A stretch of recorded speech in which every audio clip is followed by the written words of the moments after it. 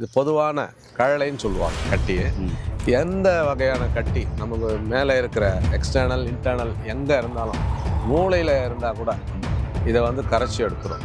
கட்டிகளே ஏற்படக்கூடாதுன்னா கழிவுகள் இல்லாத, அதாவது குருதி ரத்தத்தில் கழிவுகள் ஏற்படாத அளவுக்கு உணவு முறையாக பார்த்து சாப்பிடணும். ஒன்று வாரமானால் திரும்பவும் சொல்கிறேன், எண்ணெய் தேய்ச்சி தலைக்கு குளிங்க, உடல் சூடை குறைங்க.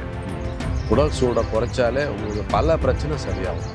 இதில் இன்னொரு ரகசியம் சொல்கிறேன், உடல் சூடு எரியறதை கொடுக்குன்னா கொதிக்கிறது அடங்குதுங்க. இந்த உடல் சூடை குறைச்சிங்கன்னா பித்தம், அதாவது பித்தம் குறைஞ்சாலே வாதம் குறையும். நான் நிறைய பேஷண்ட்டை பார்த்துருக்கேன், அவங்களுக்கு பார்த்தீங்கன்னா உள்ளே வந்து கட்டி ரொம்ப முத்தி 4வது டிகிரி 4th ஸ்டேஜ் தாண்டி வந்த பிறகு தான் ஃபைண்ட் அவுட் பண்ணுறாங்க. அதனால் டென்ஷன் இல்லாமல் எதுவாக இருந்தாலும் பார்த்துக்கலாம், ஃபேஸ் பண்ணிக்கலாம் அப்படிங்கிற மனநிலைக்கு வரணும். உங்களை டென்ஷன் பண்ணுற மாதிரி தான் உலகம் இருக்கும், நல்லது கெட்டது எல்லாமே இருக்கும். ஆனால் நீங்கள் டென்ஷன் ஆகக்கூடாது. இது பரீட்சை உங்களுக்கு. டென்ஷன் ஆகாமல் இருந்தீங்கன்னா எந்த வியாதியும் வராது. இயற்கையை மருந்து சேனலுடைய மேலும் பல பதிவுகளை தெரிந்து கொள்ள இந்த சேனலை சப்ஸ்கிரைப் செய்யவும், பெல் பட்டனை அழுத்தவும். மேலும் மருத்துவரின் ஆலோசனை பெற இந்த வீடியோவில் உள்ள எண்ணிற்கு தொடர்பு கொள்ளவும். இயற்கை மருந்து நேயர்களுக்கு வணக்கம். நம்முடைய அருகில் பாரம்பரிய சித்த வைத்திய மதிப்புக்குரிய வெங்கடேஷ் இருக்காரு. இன்னைக்கு ஆண் பெண் இருபாலருக்குமே ஏற்படுகிற கட்டிகள், கொழுப்பு கட்டி, அந்த கொழுப்பு கட்டிலே நகரும் கட்டி, நகராத கட்டி, வலிக்கிற கட்டி, வலிக்காத கட்டியெல்லாம் இருக்குது. கர்ப்பப்பை கட்டி, நீர் கட்டி, நாள் கட்டி, இல்லை தைராய்டு கிளாண்டில் ஏற்படுற கட்டி, ஆண் பெண்கள் இருபாலர்கள் ஏற்படுகிற கட்டிகளை சரி பண்ணுறது சித்த மருத்துவத்தில் ஏதாவது மருந்துகள் இருக்கா அப்படின்ற கேள்வி கேட்டிருக்கேன். அதுக்கான பதிலாக இந்த வீடியோவில் தெளிவாக பார்க்கலாம். நண்பர்களே, நிறைய வீடியோக்கள் பார்த்திங்கன்னா நிறைய நோய்களுக்காக பதிவேற்றம் செஞ்சுருக்கோம், ஒளி பதிவேற்றம் செஞ்சுருக்கோம். அதில் மூலிகைகளை பற்றி பேசியிருக்கோம், அதுக்கப்புறம் மருந்துகளை பற்றி பேசியிருக்கோம், நிறைய வைத்தியர்களை பற்றி பேசியிருக்கோம், அந்த வைத்தியருடைய மருந்துகளை பற்றி பேசியிருக்கோம். இன்றைக்கி அப்படிப்பட்ட ஒரு வைத்தியரை தான் பார்க்க வந்திருக்கோம்.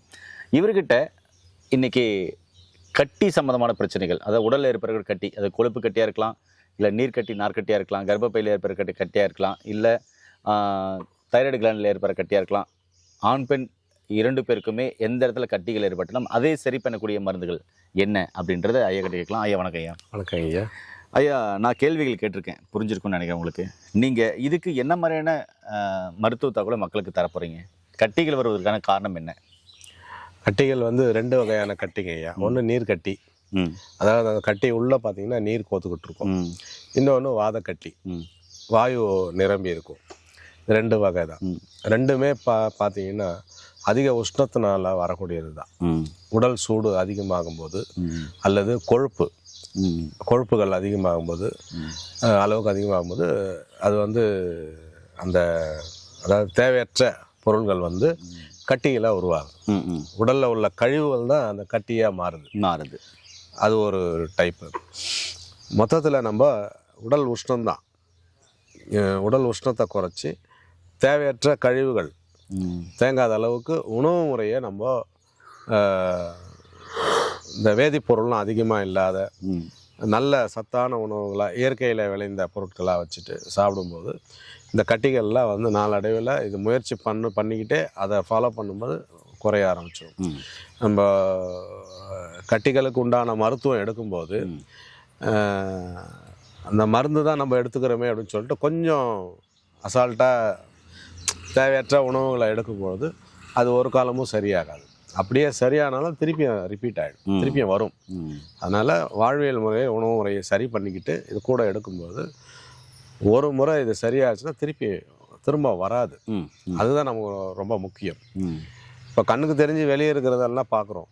நான் நிறைய பேஷண்ட்டு பார்த்துருக்குறேன், அவங்களுக்கு பார்த்திங்கன்னா உள்ளே வந்து கட்டி ரொம்ப முத்தி 4வது டிகிரி 4th ஸ்டேஜ் தாண்டி வந்த பிறகு தான் ஃபைண்ட் அவுட் பண்ணுறாங்க. எதாச்சும் வேறு ஒரு பிரச்சனைக்கு போகும்போது ஸ்கேன் பண்ணும்போது பார்த்திங்கன்னா ரொம்ப முத்தி போய், அதாவது 4th டிகிரின்னுவாங்க, 4th ஸ்டேஜ்னுவாங்க. அந்த ஸ்டேஜில் தான் அவங்க கண்டுபிடிக்கிறாங்க. அதுக்குள்ளே என்ன ஆகிடுதுன்னா உயிருக்கு பங்கம் வந்துடும். அதனால் விளையாட்டாக நினைக்க வேண்டாம். இவங்க வந்து அந்த வாயை அடக்கிறதே கிடையாது, கண்டதை வெளியே வாங்கி சாப்பிட வேண்டியது. Packed food, pre packed food, அதாவது ரெடிமேடு வாங்கிட்டு வந்து என்ன பண்ணுறாங்க, அப்படியே பிரித்து தவாவில் போட்டு சூடு பண்ணி பரோட்டா, சப்பாத்தி எல்லாமே ரெடிமேடு. இதெல்லாம் அவாய்ட் பண்ணுங்கள். பதப்படுத்தப்பட்ட உணவுகள், பேக்கெட் பண்ணது இதெல்லாம் அவாய்ட் பண்ணுங்கள். தேவையற்ற இந்த தீங்கு விளைவிக்கக்கூடிய கட்டி, தீங்கு விளைவிக்காத கட்டி எதுவாக இருந்தாலும் நமக்கு ரிஸ்க்கு தான். நம்ம சொல்கிறோம் தீங்கு விளைவிக்கக்கூடியது தீங்கு விளைவிக்காததுன்ட்டு. தீங்கு விளைவிக்காமல் இருந்தாலும் அது ஒரு சிம்டம், நம்ம உடம்புல இருக்கிற பாதிப்பை காமிக்கிற ஒரு அறிகுறி. அதனால் எந்த கட்டி வந்தாலும் கொஞ்சம் கேர்ஃபுல்லாக உணவு முறையை நம்ம மாற்றிக்கணும். மறுபடியும் தவறு பண்ணாதீங்க. தெரியாமல் வந்துடுச்சு, ட்ரீட்மெண்ட் எடுக்கிறோம், மருந்துகளை எடுத்துக்கிறோம், திரும்பவும் அந்த தவறை பண்ணாமல் அவங்கவுங்க உடம்பு அவங்கவுங்க தான் பார்த்துக்கணும். ஐயா, அதுக்கு உங்ககிட்ட இருக்கிற மருந்துகள் என்னையா? ஆமாங்கய்யா, இது வந்து பார்த்தீங்கன்னா ஆண் பெண் இருபாலாக இருக்கும். இது பொதுவான கழலைன்னு சொல்லுவாங்க கட்டியை. எந்த வகையான கட்டி நமக்கு மேலே இருக்கிற எக்ஸ்டர்னல் இன்டர்னல் எங்கே இருந்தாலும், மூளையில் இருந்தால் கூட இதை வந்து கரைச்சி எடுத்துரும். மூளையில் இருந்தால் கூட கரைச்சி எடுத்துரும். அந்த அளவுக்கு வேலை செய்யக்கூடியது. ஆண் பெண் இருபாலாரும் எடுத்துக்கலாம்.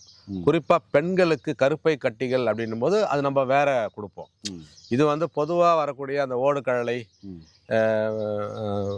அங்கங்கே வரக்கூடியது எல்லா கழலைக்கும் எடுத்துக்கலாம். ஆண் பெண் இருபாலா. இது எப்படி எடுக்கிறது ஐயா? இது வந்து நம்ம குடிநீர், நம்ம கஷாயம் முன்னமே சொன்ன மாதிரி ஒரு 300 ml 100 ml சுண்டை காய்ச்சி வடிகட்டி இது 10 கிராம் அளவு போடணும்.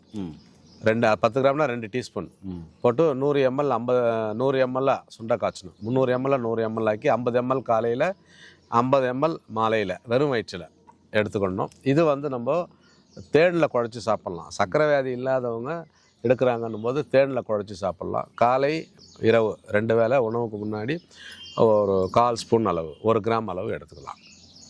ஐயா, இப்போ கட்டிகளே உடம்புல ஏற்படக்கூடாதுன்னா என்ன மாதிரியான வீட்டு வைத்திய முறையை நம்ம பின்பற்றலாம்? கட்டிகளே ஏற்படக்கூடாதுன்னா கழிவுகள் இல்லாத, அதாவது குருதி ரத்தத்தில் கழிவுகள் ஏற்படாத அளவுக்கு உணவு முறையாக பார்த்து சாப்பிடணும். ஒன்று, வாரமானால் திரும்பவும் சொல்கிறேன், எண்ணெய் தேய்ச்சி தலை குளிங்க. உடல் சூடை குறைங்க. உடல் சூடை குறைச்சாலே உங்களுக்கு பல பிரச்சனை சரியாகும். இதில் இன்னொரு ரகசியம் சொல்கிறேன். உடல் சூடு எரியறத புடுங்குனா கொதிக்கிறது அடங்குதுன்னுவாங்க. இந்த உடல் சூடை குறைச்சிங்கன்னா பித்தம், அதாவது பித்தம் குறைஞ்சாலே வாதம் குறையும். இதுதான் ரகசியம். வாதம்ங்கிறது என்னன்னா அதுதான் சர்க்கரை. அப்போது சர்க்கரை வியாதி சரியாகணும்னா பித்தம் குறைஞ்சாலே, உங்களுக்கு உடல் சூடு குறைஞ்சாலே சர்க்கரையும் குறைஞ்சிரும். இதுதான் டெக்னிக். சித்தர்கள் சொல்கிற உபாயம். சர்க்கரை நோய்ங்கிறது வாத நோய் தான். பக்கவாதம்னு சொல்கிறோம், அதுவும் வாதம் தான். சர்க்கரை நோயும் வாதம் தான். அப்போ வாதத்தை குறைக்கணும், உடம்புல இருக்கிற காற்றை குறைக்கணும் அப்படின்னா சூடை குறைச்சாலே காற்று குறைஞ்சிரும். சூடு அதிகமாச்சுன்னா காற்று அதிகமாகும், வாதம் அதிகமாகும். அப்போ நீங்கள் என்ன சொல்ல வரீங்கன்னா உடலில் வாதம் பித்தம் சிறுத்தம் சமநிலையாக வைக்கணும்னு சொல்லுவாங்க. ஆமாம், சமநிலையாக வச்சா நோய் இல்லைன்னு சொல்கிறீங்க. இப்போ இருக்கிற லைஃப் ஸ்டைல் ஓவர் டென்ஷன், பித்தம் அதிகமாச்சுன்னா வாதம் அதிகமாகும், வாதம் அதிகமாச்சுன்னா சர்க்கரை வந்துடும், பிபி வந்துடும். அதனால் டென்ஷன் இல்லாமல் எதுவாக இருந்தாலும் பார்த்துக்கலாம், ஃபேஸ் பண்ணிக்கலாம் அப்படிங்கிற மனநிலைக்கு வரணும். உங்களை டென்ஷன் பண்ணுற மாதிரி தான் உலகம் இருக்கும். நல்லது கெட்டது எல்லாமே இருக்கும். ஆனால் நீங்கள் டென்ஷன் ஆகக்கூடாது. இது பரீட்சை நமக்கு. டென்ஷன் ஆகாமல் இருந்தீங்கன்னா எந்த வியாதியும் வராது. டென்ஷன் ஆனாலே எல்லா வியாதியும் வந்துடும். ஆமாம். ஏன்னா நண்பர்களே, தெள்ள தெளிவாக அழகாக ஒரு விஷயத்தை புரியுதெல்லாம் நமக்கு புரிய வச்சுருக்காரு. இப்படிப்பட்ட பிரச்சனைலேருந்து நீ வெளியே வரணும் அப்படின்னு சொன்னாக்கா, ஐயா சொன்ன மாதிரி ரத்தத்தை எப்பவுமே தூய்மையாக வச்சுக்கணும். ரத்தம் தூய்மையாக இருக்கணும்னாக்கா நிறைய நீர் காய்கறிகள், நார் காய்கறிகள் எடுத்துக்கணும். உடலில் இருக்கிற கழிவுகளை வெளியேற்றணும். அதுக்கு நிறைய நம்ம வீடியோக்கள் பதிவேற்றம் செஞ்சுருக்கோம். கீழே டிஸ்கிரிப்ஷனில் லிங்க் வேணுமெന്ന് கொடுக்குறேன், அதை போய் பாருங்கள். மீண்டும் அருமையான பதிவு சந்திக்கலாம். நன்றி, வணக்கம். வணக்கம் ஐயா.